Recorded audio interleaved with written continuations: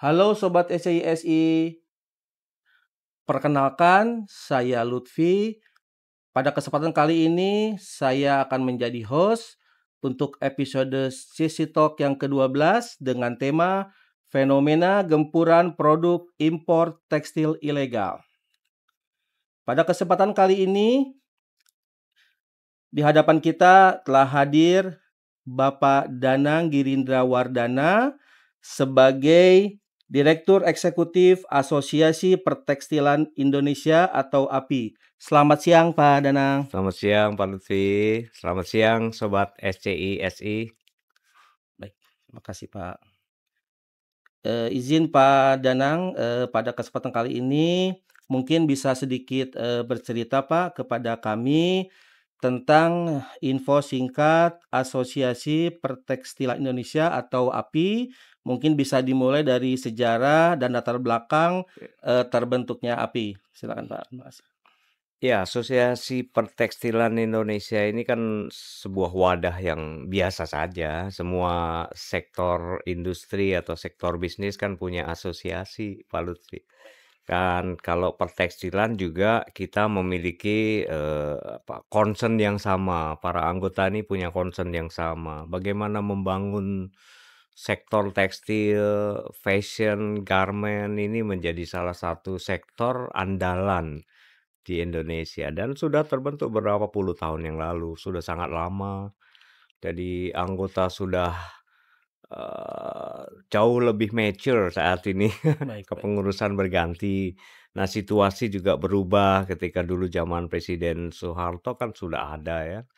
Dan sampai sekarang kita dulu melahirkan raja-raja tekstil Indonesia. Saya nggak usah sebut mereknya ya, tapi teman-teman pasti tahu lah. Raja-raja tekstil Indonesia dulu tuh kita merajai Asia, kita bisa ekspor produk-produk tekstil kita ke seluruh negara di dunia ini, terutama kawasan ASEAN itu semua belajar dari Indonesia. Nah, sekarang kita mengalami satu situasi yang kemunduran dari masa kejayaan tekstil. Sehingga Indonesia ini kebanjiran barang-barang produk tekstil, garment, fashion, thrifting yang murah-murah masuk ke Indonesia dengan harga yang nggak masuk akal gitu. Baik, baik. Kang Mas, Bapak Ibu bisa beli barang-barang baju dengan kualitas sangat bagus, harganya sangat murah gitu. Pertanyaannya, mengapa industri kita tidak mampu memproduksi barang berkualitas dan semurah itu? Jawabannya adalah, loh kita mampu produksi yang berkualitas itu, Indonesia sangat mampu. Bahkan produk-produk ekspor kita ke dunia itu diakui kualitasnya, the best lah. Tapi harga sedikit lebih mahal karena masalah logistik cost. Tetapi di dalam negeri kita tidak bisa bersaing dengan produk-produk buatan negara Tiongkok katakan yang sangat majority masuk Indonesia dengan harga hampir sepertiga atau hampir separuhnya dari produk-produk yang kita bisa produksi. Nah, problemnya di situ, Mas. Challenges kita adalah kita hampir tidak mungkin bersaing, bertarung head to head antara produksi kita dengan harga kita, dengan produksi import dengan harga sepertiga harga produksi kita. Terima kasih Pak atas sharingnya. Kemudian Pak terkait tugas dan tanggung jawab dari API Pak, mungkin bisa memberikan sedikit gambaran Pak kepada kami? API itu perannya gini, sebuah asosiasi itu berperan untuk mengartikulasikan kepentingan para anggotanya. Peran yang kedua adalah melakukan proses advokasi kebijakan publik. Begini, advokasi dan artikulasi itu begini. Kalau satu industri, pabrik punya permasalahan, dan masalah itu juga dialami oleh pabrik yang lain, dialami pula oleh pabrik yang lain, maka ini menjadi masalah komunal, problem yang komunal terjadi. Misalnya masalah ketenagakerjaan. Kedua, masalah tarif listrik untuk industri, tarif gas untuk industri. Nah, ini masalah-masalah komunal yang terjadi di antara anggota kita. Terus siapa yang bisa membawa masalah ini, mengartikulasikan, mengangkat masalah ini kepada Pak Menko misalnya, atau Pak Menteri ESDM misalnya, atau Menteri Tenaga Kerja. Jadi kepada pemerintah CQ siapa gitu. Nah, biasanya masalah-masalah kayak gini kalau diangkat oleh seseorang anggota atas nama perusahaan kan kesannya ya kepentingan lu sendiri gitu. Betul, Pak.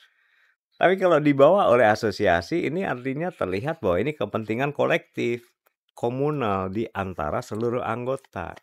Nah, peran utama asosiasi adalah melakukan hal itu. Memberikan artikulasi permasalahan kepada pemerintah atau stakeholder yang lain, ke tenaga kerja misalnya atau konfederasi tenaga kerja. Terus kemudian kita melakukan proses advokasi kebijakan publik. Yang ketiga itu yang paling penting juga adalah melakukan networking antara anggota.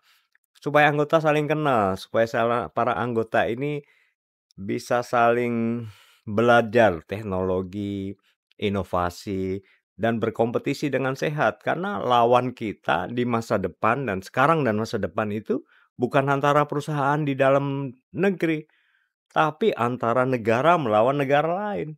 Ini kompetisi yang sedang kita hadapi. Jadi pergeseran atau kita sebut shifting of competitiveness itu tidak ada di dalam negeri saja, tetapi justru dengan produk-produk luar negeri. Tentang tekstil dan garmen ya, kita juga akan berhadapan dengan Vietnam, Kambodia, Bangladesh. Mereka juga punya produk-produk murah meskipun dilakukan dengan cara yang kurang manusiawi gitu. Tudingannya begitu. Nah, ini bukan problem. Ini adalah peran bagaimana sebuah asosiasi melakukan sebuah konteks peran di dalam kaitannya dengan di dalam negeri dan luar negeri. Baik, Pak. Terima kasih, Pak. Kemudian Pak, sampai dengan saat ini penghargaan atau pencapaian apa Pak yang didapat oleh API Pak? Mungkin bisa disampaikan? API 2 tahun terakhir ya, itu sangat getol mendorong adanya perubahan regulasi. Dan kami lihat pemerintah mendengar aspirasi dari asosiasi petekstilan. Kami meminta pemerintah untuk melakukan perbaikan iklim investasi sektor padat karya. Terutama masalah-masalah yang kita lihat kurang sinkron antara kebijakan pemerintah. Nah, inilah kemudian kinerja Asosiasi Petekstilan Indonesia dalam 2 tahun terakhir adalah mendorong pemerintah untuk melakukan sebuah apa istilah kita, mensinergikan lagi peraturan-peraturan itu. Nah, kami lihat sekarang pemerintah sedang melakukan perbaikan-perbaikan. Permendak diperbaiki, Permenperin terkait dengan apa, pertek-perteknya juga diperbaiki, mekanisme layanannya. Permendak akan mengatur mekanisme importasinya. Dan kami harap perbaikan-perbaikan regulasi ini bisa dilakukan secepat-cepatnya. Salah satu yang keberhasilan API saat ini juga mendorong terwujudnya undang-undang pertekstilan. Dan saat ini syukur, alhamdulillah, puji Tuhan, sedang dilakukan pembahasan masuk dalam prolegnas tentang RUU pertekstilan. Nah, ini menarik karena undang-undang ini atau regulasi setingkat undang-undang ini menjadi salah satu payung yang penting untuk melindungi industri padat karya kita. Tidak ada negara di dunia ini yang tidak melindungi industri padat karyanya. Ya, terutama Bapak bisa lihat kalau negara-negara yang sudah cukup maju mungkin mereka tidak punya penduduk yang cukup banyak yang memiliki apa, luapan tenaga kerja sebanyak Indonesia saat ini. Kita setiap tahun memproduksi hampir 1,3, 1,5 juta tenaga terdidik setiap tahun. Sementara serapan pembukaan lapangan kerja formal hanya sekitar 600.000.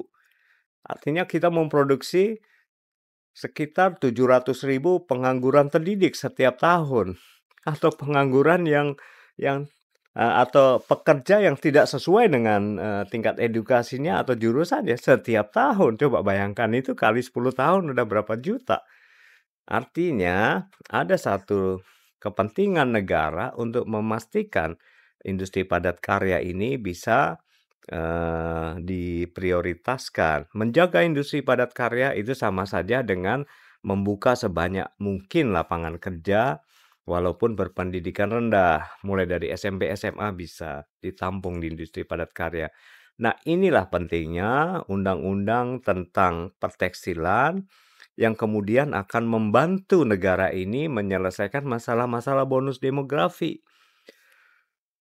Jutaan lulusan yang sekolah tadi bisa ditampung di industri padat karya. Negara lain melakukan hal yang sama. Coba India, Bangladesh, Pakistan, Vietnam, China pun melakukan proteksi terhadap industri padat karya mereka. Nah, situasi saat ini dalam kontradiksi yang sedang kami alami, meskipun kami berhasil dalam sektor membantu pemerintah untuk memperbaiki regulasi-regulasi, tapi saat ini kita juga sedang sedih karena 3 tahun terakhir hampir 68 perusahaan tekstil garment di Indonesia jatuh berguguran dan kemudian hampir sekitar 230.000 pekerja kehilangan pekerjaannya di situ. Akhirnya kemudian kita berharap perbaikan regulasi ini menjadi prioritas utama Presiden Prabowo dalam pengarahan kepada para menterinya. Sekali kita melakukan perbaikan regulasi, maka harapan kita bisa melindungi sisa-sisa industri tekstil dan garmen di Republik ini, Mas. Bukan hanya industrinya yang kita lihat, tetapi justru jutaan tenaga kerja di situ dan potensi serapan jutaan tenaga kerja pada tahun-tahun berikutnya. Itu. Terima kasih Pak Danang. Kemudian Pak, saat ini mungkin kita sering mendengar di berbagai, media atau berita-berita yang, fenomena yang terjadi Pak pada produk impor tekstil. Ini bagaimana Pak fenomena persaingan usaha di Hmm. sektor industri tekstil ini Pak? Tanggapannya Pak? Kalau persaingan dalam negeri saya kira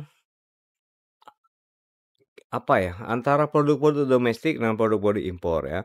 Kita menyesalkan adanya terciptanya persaingan dalam negeri yang tidak sehat terhadap beredarnya produk-produk impor yang ilegal dan atau setengah legal gitu. Terus misalnya contoh paling sederhana adalah aturan-aturan terkait brand ya, merek ya, dan terkait penggunaan label berbahasa Indonesia, terkait dengan masuk melalui kawasan border atau non-border atau post border gitu. Itu kan tidak sepenuhnya dipatuhi dalam implementasi di lapangan. Artinya kemudian kita benar-benar tidak bisa berkompetisi. Kalau keran impor kita terbuka begitu lebar, importir nakal gitu. Nah, ini yang menjadi concern besar kita. Apakah di dalam negeri kita bisa survive? Bisa. Indonesia punya 287 juta. Market itu membutuhkan fashion, baju, tekstil. Nih tekstil juga ini. Ada yang non-woven, ada yang woven. Ini tekstil juga. Krek, gorden, handuk yang setiap hari Bapak Ibu pakai. Semua tekstil. Anda membutuhkan itu.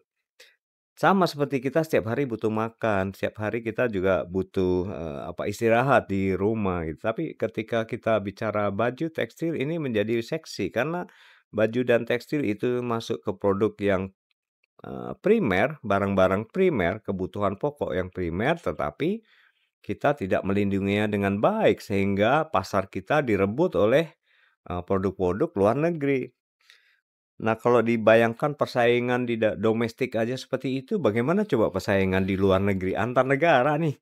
Market besar kita kemana? Ke Eropa, ke Amerika, sebagian negara Afrika, Asia. Sebagian lagi kita berpikir mengenai market non tradisional yang sedang dibuka oleh kementerian supaya kita bisa berdagang dengan negara-negara di Asia Tengah yang selama ini masih belum punya kapasitas bagus untuk ekspor impor kita. Nah, persaingan antara untuk memperebutkan negara-negara yang saya sebutkan tadi, itu kan bukan antara perusahaan saya atau perusahaan Mas gitu di dalam negeri, tapi antara kita dengan Vietnam, antara kita dengan produk Bangladesh, dengan produk Kambodia gitu. Nah, jadi jauh lebih baik apabila saat ini kita melindungi market domestiknya dan melindungi kemampuan ekspor kita. Ketika kita berbicara dua perlindungan itu, maka keterlibatan pemerintah sangat penting. keterlibatan stakeholder Kementerian Perdagangan dalam membuka kerjasama bilateral Indonesia dengan negara lain itu penting.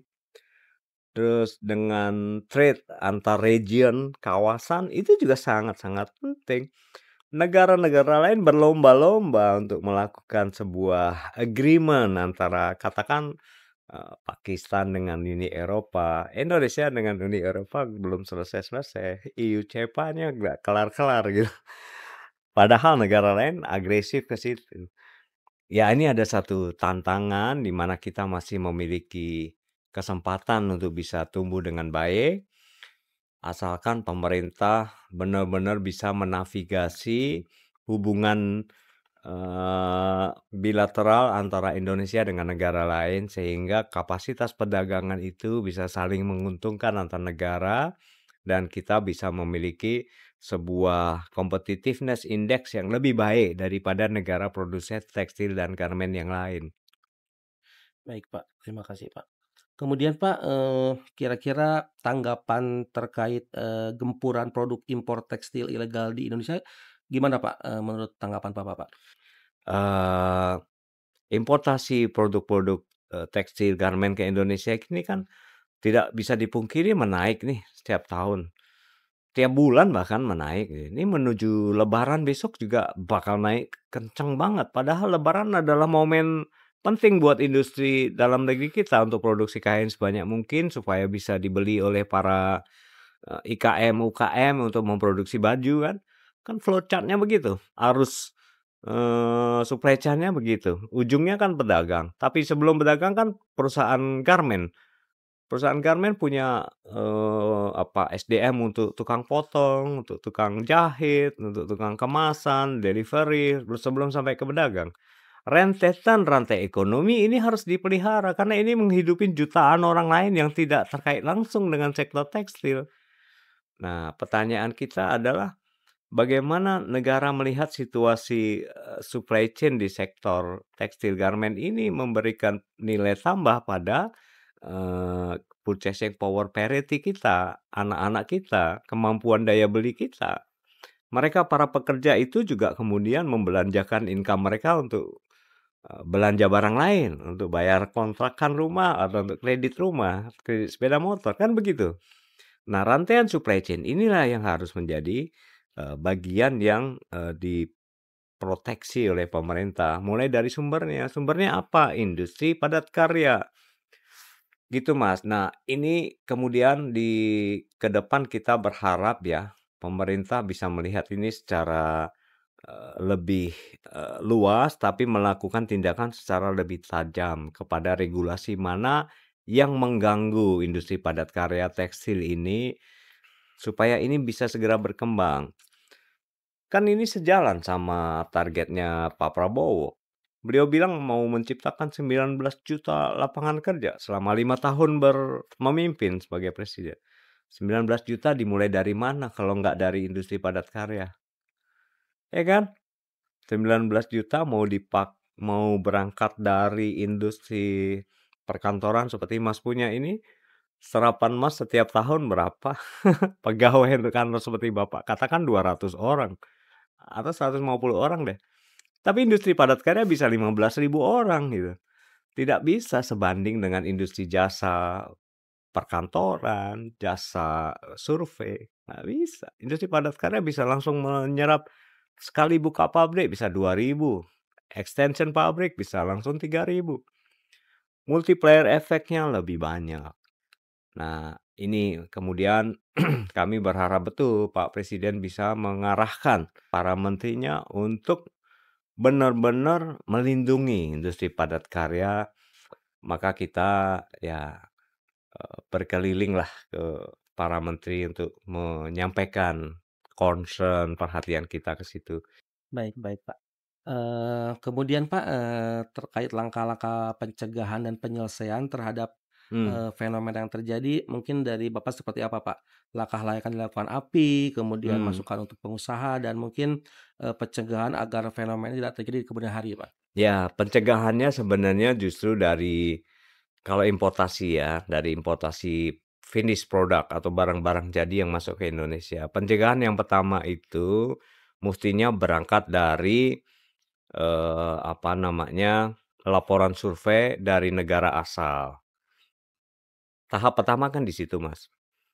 KSO kan menjadi peran penting karena itu kapal-kapal berangkat dari pelabuhan, port of origin-nya di mana, surat keterangan asalnya di mana, kan memunculkan sebuah VPTI gitu, verifikasi apa VPTI? Penelusuran teknis impor. Penelusuran teknis impor. Kan dari negara asal nih.